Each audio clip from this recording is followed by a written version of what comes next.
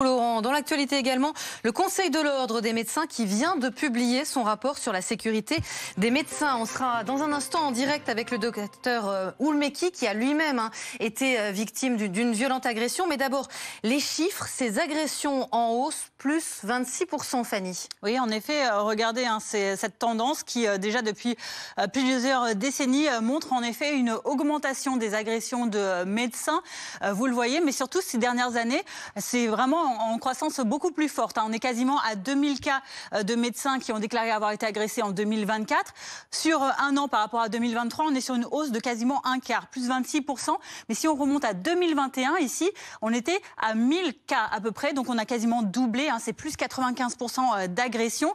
Les agressions qui concernent majoritairement des agressions verbales ou des menaces à deux tiers quasiment des agressions, beaucoup plus rarement les agressions physiques, seulement 5%. Si on regarde dans le détail géographique maintenant, eh bien, il y a certaines régions dans lesquelles ces agressions ont beaucoup plus cours. C'est le cas dans les Hauts-de-France, 477 déclarations, suivi par PACA, 439. Et enfin, la Nouvelle-Aquitaine, où on est à 164 cas d'agression de médecins. À une échelle plus micro, c'est essentiellement dans les villes qu'on se fait agresser, quasiment à 60%.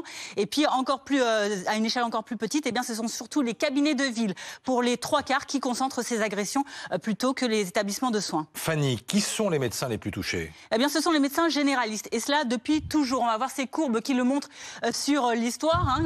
C'est la courbe bleue, les médecins généralistes. En bas, en violet, ce sont les spécialistes. Et on remarque qu'en 2024, eh bien, 63%, dans le 63% des cas, eh bien, ce sont des généralistes qui ont été agressés contre 37 pour les spécialistes. Et ce sont surtout des femmes qui sont agressées à 55%, là où elles ne représentent que la moitié des médecins qui sont donc en activité. Et si on regarde maintenant le profil des agresseurs, c'est intéressant également, vous allez le voir.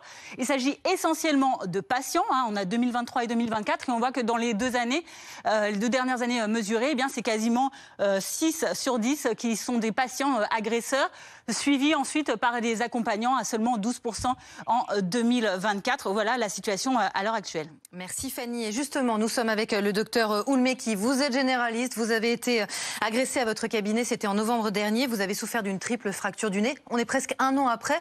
Comment allez